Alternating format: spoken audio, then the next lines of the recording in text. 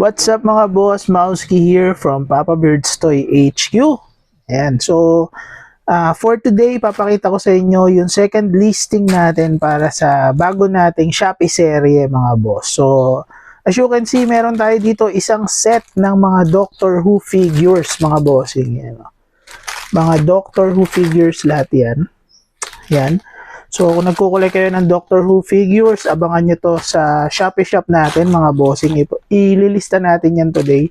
So, kagaya nung ginawa natin sa Ultraman and Kaiju figures, ililista natin to sa Shopee, tapos titignan natin kung gaano katagal siyang ma-check out or ma-order.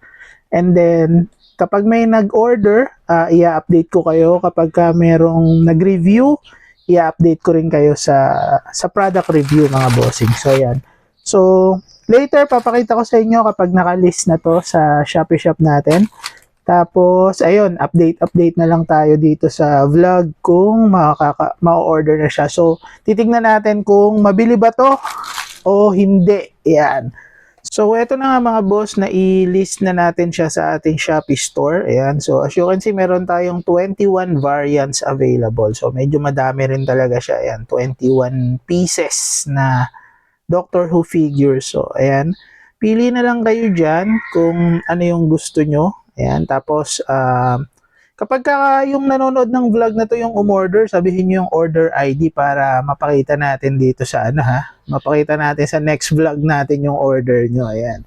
So, masubaybayan natin yung journey ng item mula dito sa HQ papunta sa inyo mga bossing. So, ayan.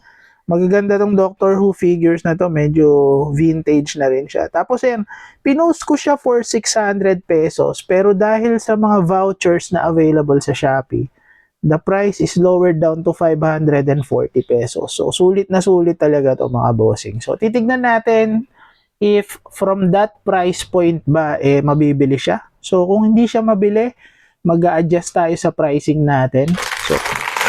So, ayun na nga, na i-post na natin sa ating Shopee store yung variants ng ating Doctor Who figures, mga bossing. So, sa ngayon, waiting game na lang tayo. Hihintayin na lang natin may ma-order. So, as soon as may ma-order yan, gagawa ako ng vlog para ma-update ko kayong lahat, mga bossing. So, for now, ayan lang muna. Maraming salamat.